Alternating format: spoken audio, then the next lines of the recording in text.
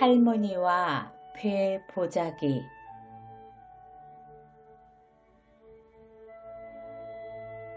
내가 국민학교 다닐 때는 일제강점기여서 그랬는지 국민학교 4학년부터 수학여행은 어디로 가야 한다는 게 정해져 있었다. 4학년 때는 인천, 5학년 때는 수원, 6학년 때는 개성이었다. 서울서 신촌까지도 기차 타고 다닐 때라 인천, 수원, 개성이면 가슴 설레는 머나먼 낯선 고장이었다. 그러나 나에겐 개성으로 수학여행 간다는 게 조금도 가슴 설레는 일이 될 수 없었다. 그렇다고 결석을 하자니 고향이니까 가기 싫다는 이유가 통할 것 같지 않았다. 나를 더욱 우울하게 한 건 할머니가 마중을 나오실까 봐였다. 6학년이 되기 전부터 할머니는 개성으로 완서가 수학여행 오면 떡해가지고 역까지 마중 나오실 것을 벼르고 계시다는 걸 알고 있었기 때문이다. 수학여행 날짜가 정해지자 어머니가 할머니께 편지까지 올렸으니 마중 나오실 건 틀림이 없었다. 개성역에 내리자 아이들은 왁자지껄 신기한 듯 주위의 풍경을 구경하느라 두리번거렸지만 나는 고개를 푹 숙이고 땅만 보고 있었다. 할머니가 나를 찾다 못 찾으시고 돌아가시길 바랐다. 고만고만한 200여 명의 아이들 중에서 식구의 얼굴을 찾아내기란 영악한 도시 사람도 어려운 일인데 할머니는 개성서 20리나 떨어진 두매의 촌부였다. 내가 모르는 척하면 10중 8구는 못 찾고 헛걸음을 하실 거라고 생각했다. 선생님이 호루라기를 불어서 우리들을 모았다. 우리는 개성역전 광장에 네 줄로 정렬했다. 그때도 나는 앞에 선 아이의 뒤통수만 보고 한눈 한번 안 팔았다. 이때였다. 어디서 완서야, 완서야 하고 부르는 할머니의 목소리가 들렸다. 나는 가슴이 울렁거리고 얼굴이 홍당무가 됐다. 그러나 마음 모질게 먹고 나서지 않았다. 학교에 입학하고부터 곧 이름을 일본말로 고쳐 부를 때라 완서가 내 이름이라고 선뜻 알만한 아이가 없었다. 더군다나 선생님은 일본 사람이었다. 나는 어서 선생님이 우리들을 이끌고 어디로 온지 가주기만을 기다렸다. 그러나 우리가 떠나기 전에 할머니는 마침내 내 이름을 일본말로 부르시는 것이었다. 복구엔쇼야! 복구엔쇼야! 그것은 아마 할머니가 입에 담으신 최초의 일본말이자 마지막 일본말이었으리라. 그러니 그 발음이 오죽했겠는가. 어린 마음에도 할머니가 부르신 소리는 목 놓아 울고 싶도록 슬프게 들렸다. 아무도 할머니의 그 괴상한 발음이 내 이름이란 걸 알아듣기 전에 나는 슬픔과 미움과 사랑이 뒤죽박죽된 견딜 수 없이 절박한 마음으로 할머니한테 뛰어갔다. 할머니는 배 보자기에 싼 커다란 보따리를 이고 계셨고 뻣뻣하게 풀먹인 닭목 치마 저고리를 입고 계셨다. 나는 할머니의 촌스러움이 창피해서 할머니하고 같이 땅속으로 꺼질 수 있는 거라면 당장 꺼져버리고 싶었다. 그러나 할머니는 눈치도 없이 나를 안고 아이고, 내 새끼 잘못 일을 했나? 얼굴이 왜 이렇게 축 갔을꼬? 하시면서 볼을 비벼대셨다. 그러고는 어느 틈에 우리 주위에 빙 둘러선 아이들이 보는 앞에서 배 보자기에 싼 것을 끓으셨다.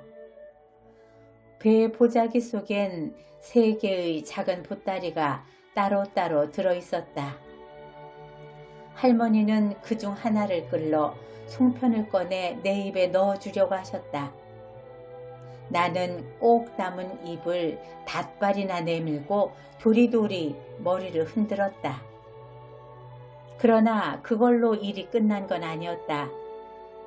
할머니는 3개의 보따리를 다시 배 보자기에 싸서 나에게 주시면서 한 보따리는 선생님 드리고 한 보따리는 아이들하고 나눠 먹고 한 보따리는 서울 가지고 가서 식구들하고 먹으라고 신신당부하셨다. 우리 행렬은 곧 움직이기 시작했다. 할머니는 당신 걸음이 예전 같지 않아서 우리를 끝까지 못 따라다니는 것을 한탄하시면서 그 자리에서 나를 놓아주셨다. 그러나 배 보자기에 싼 것은 별 수 없이 내 차지가 되었다. 그때 나는 그게 무거워서 할머니가 원망스럽기도 했지만 배 보자기와 할머니의 닭목 치마가 그렇게 창피할 수가 없었다. 참으로 우울한 수학여행이었다. 나는 그 배 보자기에 싼 송편을 선생님에게는 물론 친구들에게도 나누어 주지 않고 그냥 끌고 다니다가 집까지 끌고 왔다. 깔끔하고 냉랭한 일본인 여선생에게 배보자기에 싼 조선떡을 준다는 건 나로서는 상상도 할 수 없는 일이었다. 친구들한테도 그냥 무조건 창피하기만 했다. 할머니는 그 전날 아마 밤잠을 못 주무시고 송편을 빚으셨을 때고 새벽에 쪄서 정갈한 배보자기에 싸서 이고 아침나절에 20리길을 걸으셨으리라. 이제 와서 회한이 가슴에 사무친들 무엇하리요. 그분이 돌아가신 지는 벌써 30년을 넘어 헤아린다. 나는 요새 남들이 거의 안 쓰는 배 보자기를 여러모로 애용하고 있다. 음식을 덮어놓기도 하고 만두소나 제육을 거기에 싸서 누르기도 하고 약식이나 빵을 찔 때 깔고 찌기도 한다. 음식에 닿는 섬유는 배가 아니면 딱 질색이다. 그 정결하고 시원하고 성깔 있고 소박한 섬유가 그렇게 좋을 수가 없다. 그렇다고 그때 할머니한테 저지른 나의 불효가 갚아지리야 하랴만 그 섬유가 할머니의 손길만큼이나 좋은 걸 어쩌랴.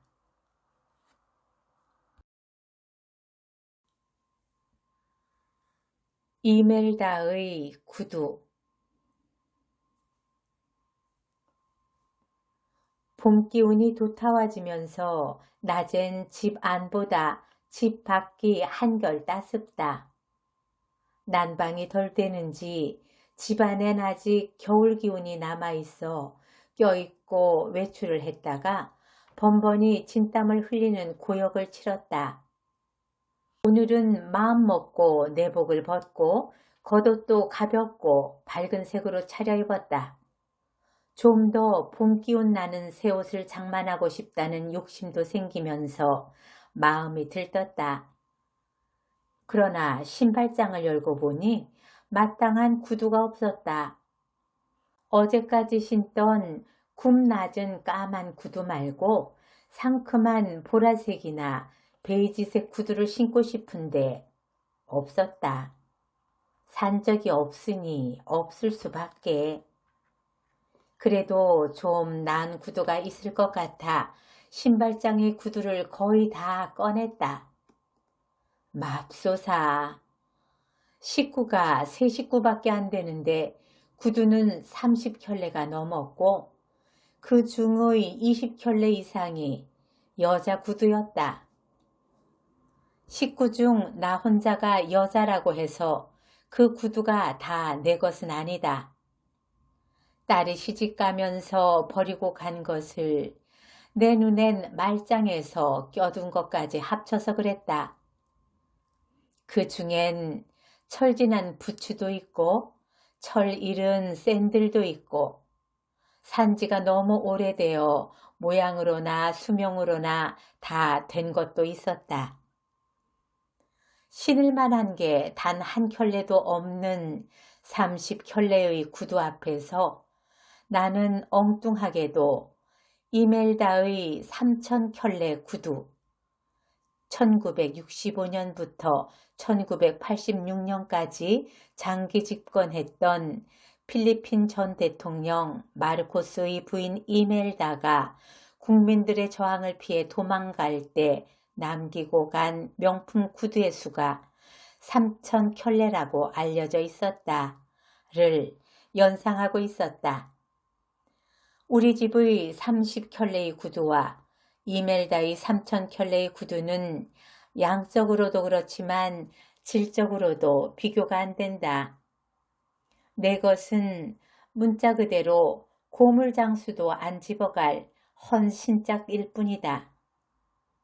그러나 내가 이런 식으로 헌신짝을 못 버리고 시집간 딸들이 버린 헌신짝까지 껴두다가는 죽는 날까지 300켤레쯤의 헌신짝을 모으는 것쯤은 문제 없을지도 모른다. 그래서 세계적인 화제는 못 되더라도 유족들 사이에서 참 딱한 늙은이였다는 화제거리로 남게 될 수도 있으리라. 가끔 얼토당토 하는 것끼리 또는 정반대되는 것끼리 묘하게 닮아 보일 때가 있다. 이를테면 한 달에 10만원 수입해서 7만원을 저금했다는 거짓말 같은 사실의 주인공과 남의 돈 내 돈 없이 몇십억 몇백억을 주무르고 사치의 극을 누린 큰 손을 가진 사람이 닮아 보일 적이 있다.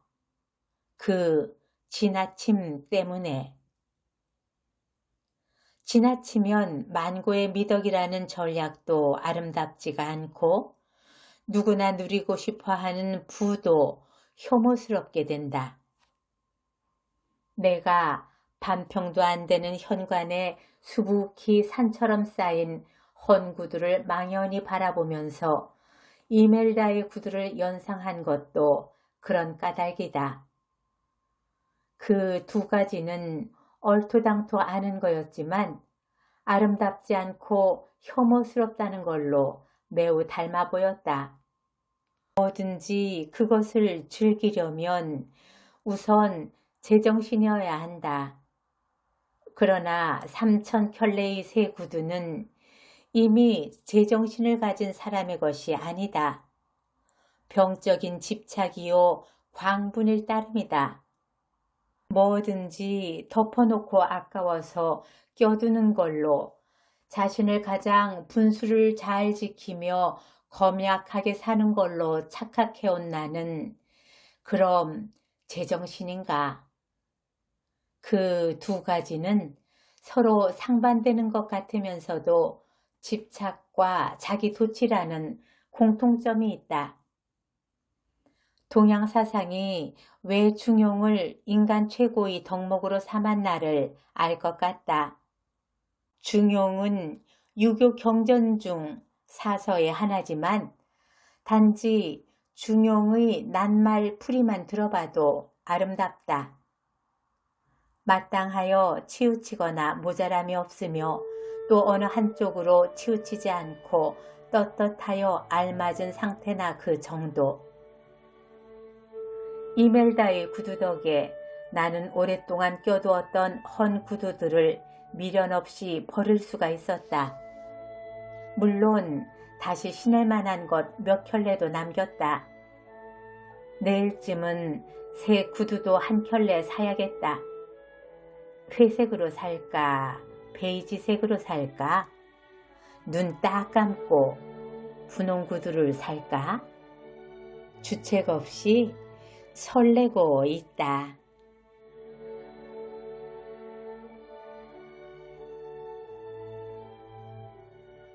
달 구경.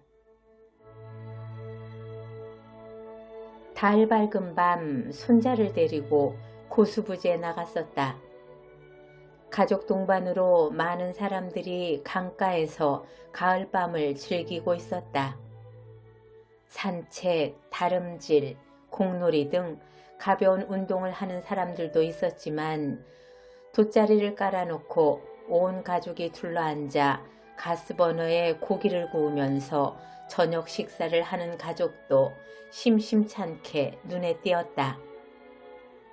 도시락을 싸가지고 와서 먹는 건 몰라도 고기 굽고 찌개 끓이는 건 삼갔으면 싶은 게 솔직한 심정이었다. 우리가 겨우 허기진 배를 채우기 위한 식사에서 식도락을 즐길 수 있을 만큼 풍요로워진 게 사실이라면 고기 냄새는 부엌과 식당에서만 맡을 수 있어야 하지 않을까? 산과 계곡, 강가에서까지 산바람, 강바람 대신 고기 냄새를 쐬어야 한다는 건 풍요롭긴커녕 궁상스러워 보였다. 날이 어두워지면서 다리 위를 밝히는 가로등 불빛이 강물에 투영되어 아름다운 불기둥처럼 흐느적대고 다리 위를 달리는 차들이 앞뒤로 내쏘는 불빛은 화려한 빛의 강물이 되어 쏜살같이 흐르는 게 볼만했다. 어느 틈엔 둥근 달이 멀리 아파트 단지 옥상에서 둥실 떠올랐건만 인공의 불에 눈이 팔려 아무도 달 구경을 하는 것 같진 않았다. 나는 손자에게라도 달 구경을 시켜주고 싶어 몇 번이나 달을 가리키며 달, 달 하면서 녀석의 관심을 끌려 했지만 흘낏 한번 쳐다보고는 내 몸을 빠져나가 제 마음대로 넓은 풀밭을 다름질하며 딴 아이들을 따라 덩달아 깍깍 환성을 지르곤 했다. 그건 또 그것대로 보기 좋았기 때문에 나도 달 구경 대신 아이들 구경에 팔려 있는데 손자가 나한테 뛰어오더니 이렇게 말했다. 할머니, 왜 달이 나만 따라다녀? 나는 대답 대신 녀석을 와락 끌어안았다. 나는 내 가슴으로 녀석의 건강한 가슴의 고동을 느꼈다. 그때 나는 녀석의 할미가 아니라 녀석의 친구였다. 녀석은 아마 뛰어다니면서 흘끗흘끗 달을 쳐다본 모양이다.